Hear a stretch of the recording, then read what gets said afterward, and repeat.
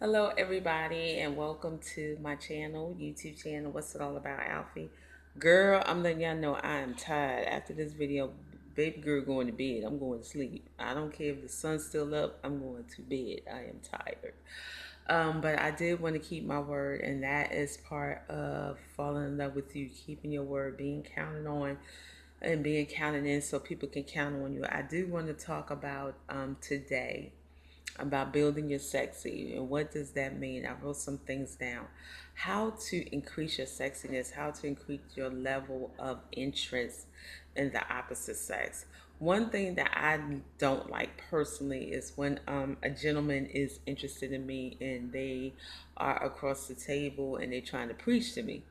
I don't like that. I mean, I want to know about you as a person. I want to know about you as an individual. I know that you preach well or you're anointed or whatever the case may be, but I definitely want to know what it is that what is about you that is so um, that is drawing, and those are the things that we need to build on and capitalize on. So not so much, and I'm just going to say this: it's not that sometimes church people are not um dateable people, and then again sometimes we're not because we just so one-sided where everything got to be about church. The only music you listen to is gospel.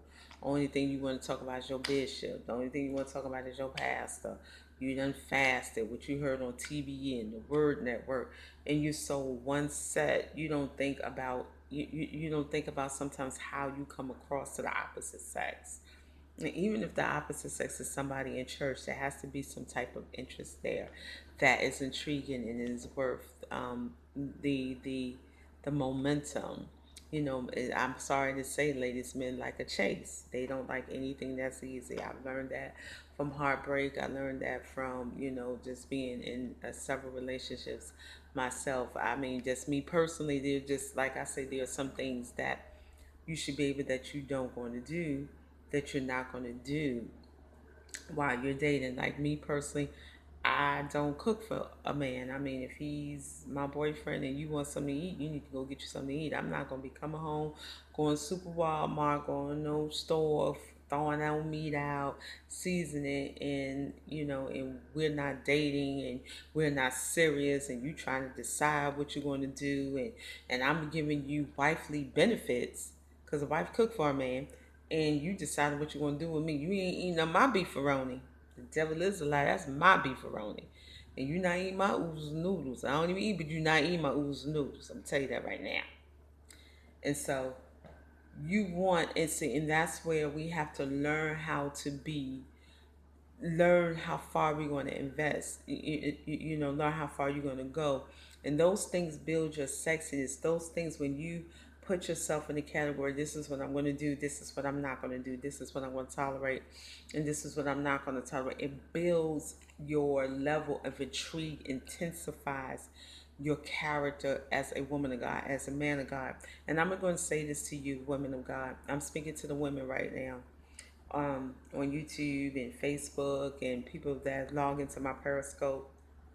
I will say this to you: you have to differentiate. This is something that I do, and this is when I'm telling you to fall in love with you. You have to differentiate men that you do not give all men the same thing. Oh, that's deep.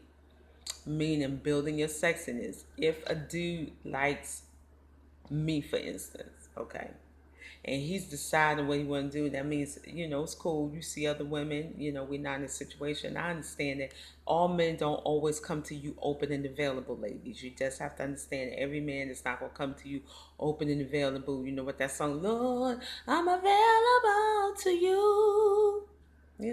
They don't all come that way. Some have issues, some are coming out of stuff, and they're debating and they're trying to decide and see what it is that they want to do. So yeah, girl, y'all getting the real tonight. This hair is going to be it. Um, so and people, and they're deciding what they want to do. So they might not always be available, emotionally available. So with that being said, why would you give someone that's in debate mode with you, in negotiation mode with you, Why would you lay out the red carpet? Why would you give someone some, the boyfriend treatment when he hasn't even invested as someone that he may want to be engaged with you, or to deal with you in a romantic level? He just may still want to just keep you as a friend. So what one rule of thumb that I do, that because I go, I preach out a lot, and people invite me to come speak in different places. So, and men, I'm not being arrogant, they're naturally, they're drawn to me. I'm single, I have no kids. So, obviously not being arrogant. Please hear me when I say this. So, but one thing you have to keep in mind is that how far are you going to play in the sandbox? Meaning, are you going to let somebody take up all your nights, all your time, and they have two and three girlfriends, and you just one day he calls today? Or you going to let somebody take up your weekends when he calls you at the last minute? And on Friday, what you doing? I want to take you out tomorrow. No, he's doing that because everything else fell through, and you to fall back.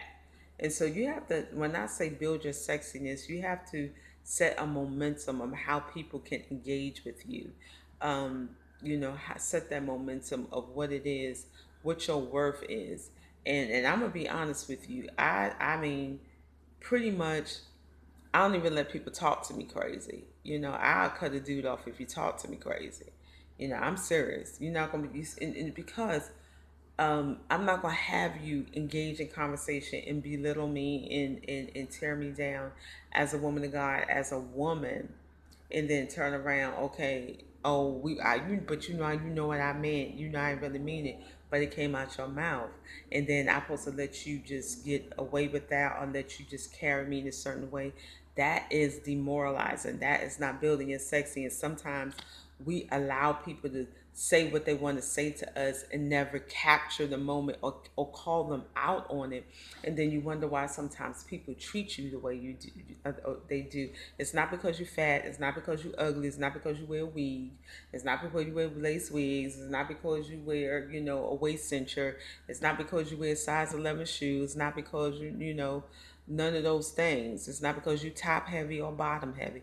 It's because you have to learn how to build your sexy. And building your sexy, when you're sexy, when you're feeling good about yourself, you don't allow people to come across you any type of way. I'm not saying you want to hit somebody in the head with a stiletto, but baby, look, I need to call you. I need to talk to you about this. The way you came at me, I don't like that. The way you lied about certain things, I don't like that. And there has to be, God, I thank you, there has to be a level of consequence when people mishandle you. I'm sorry. There has to be a level of consequence. People cannot mishandle you and think, oh, all right, we good. No, we're not good. You need to feel the consequence of you not being engaged with me. What, you think somebody just gonna just, what people of God? I don't get it. What do you want? How do you want?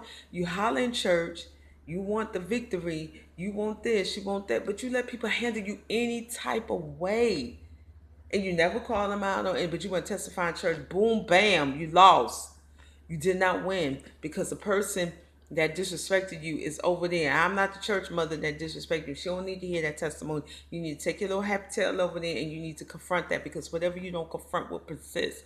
And that's why when you try to build yourself up and you buy all these outside exteriors, and trust me, I get it.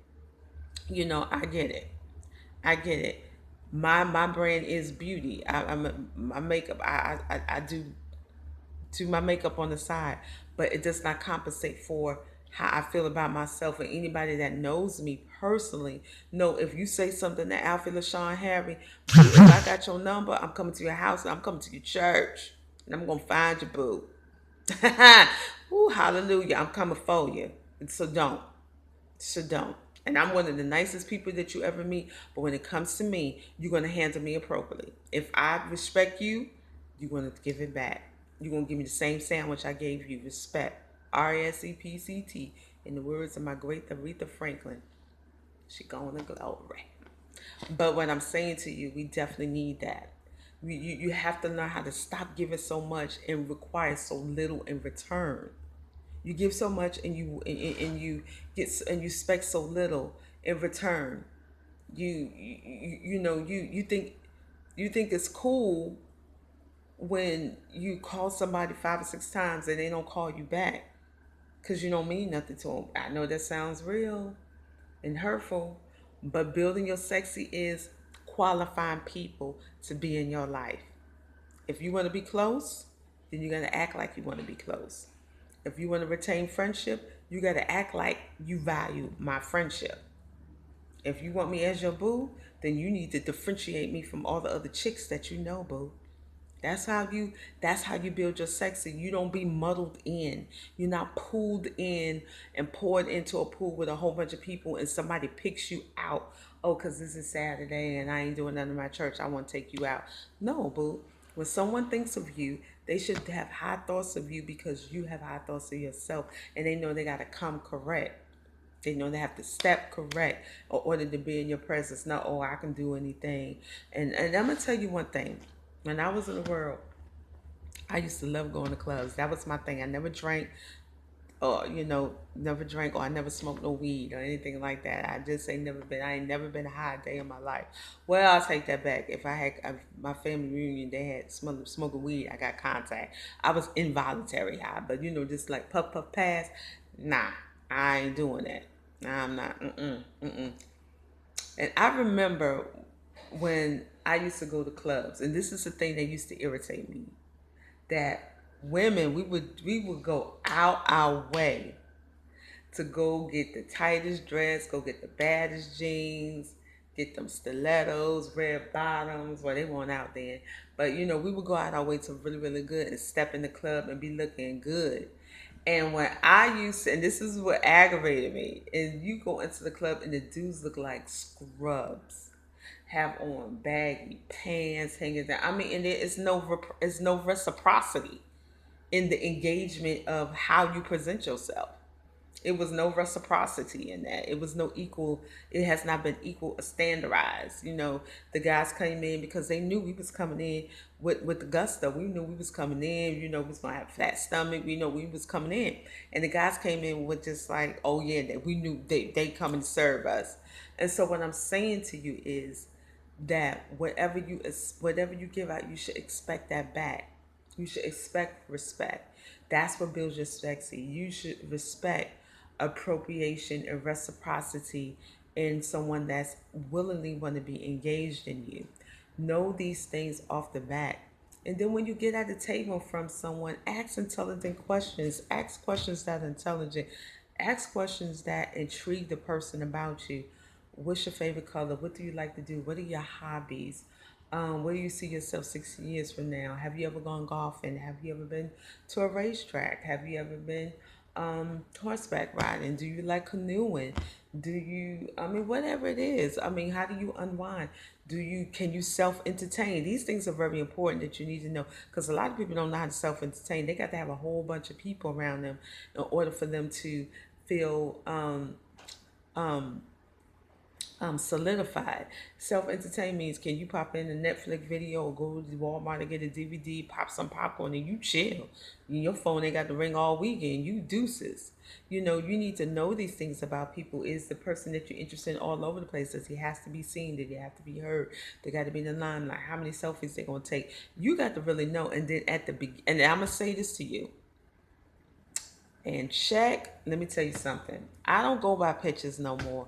What people put on Facebook. I tell my people. That's what I tell them.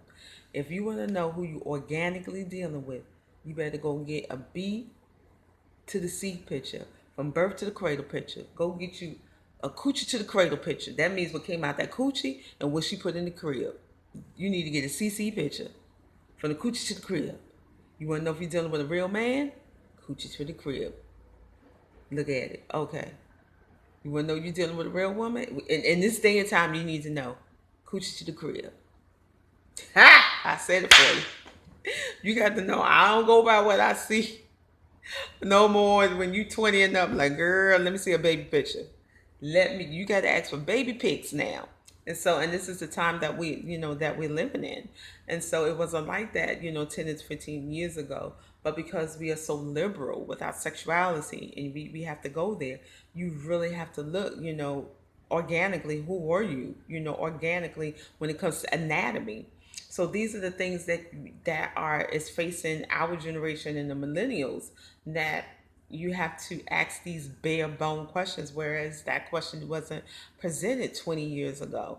So to start dating and you don't even you're not even prepared for what is out there, you're setting yourself as at a disadvantage. And I'm just being honest with you, people of God. You have men that like the presence of a woman, but they don't necessarily like the woman. They love the smell and the aroma of women, but they may be naturally drawn to the opposite sex. And those things are very important to to to to to clarify. And sometimes it's not that a guy doesn't like you or find you attractive or find you appealing. They're just not sexually drawn to you because they're still being delivered or processed or finding themselves. And the same thing with the woman. The woman may like you and find you a handsome dude, but she might not be drawn to you. So these are the things that we're facing in 2018 in the reality of it. So for you to come out, God, I hear you, to come out and all you doing is talking about my bishop said, girl, bye, you and your bishop be quiet right now. We talking real stuff. Um, you got to have your A game on. You got to have your game on. You got to be capped up, wised up, and knowing it is what it is that you're going in to get. Well, people of God, I'm getting ready to shine out for tonight. I hope you have a wonderful evening. It is Terrific Thursday. Take the time to love yourself. Take the time to take this journey with me. And as we close out the end of the year, to really just begin to find out what you're worth and what it is that you're worth and fight for you. We fight for everybody else, fight for you, but I'm going to go for now. You guys be blessed and have a wonderful evening. I am going to bed tonight, right after this. You be blessed, and I'll see you tomorrow night. Goodbye.